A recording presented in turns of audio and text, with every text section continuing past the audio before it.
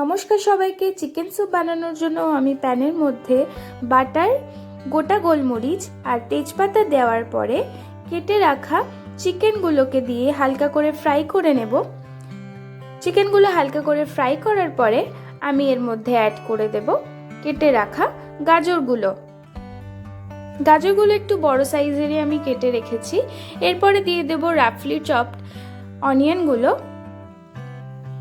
এরপরে দিয়ে দেব আমি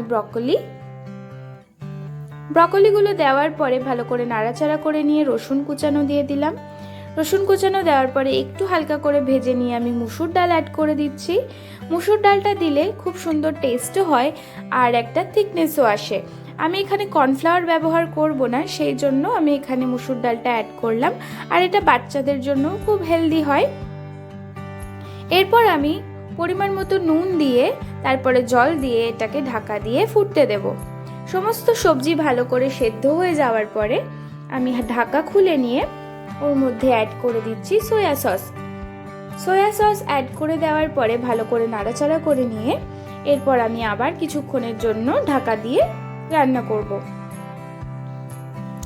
কিছুক্ষণ পরে ঢাকা খুলে নিয়ে আমার কিন্তু স্যুপ একদমই রেডি হয়ে গেছে। এরপর আমি দিয়ে দেব চিলি ফ্লেক্স।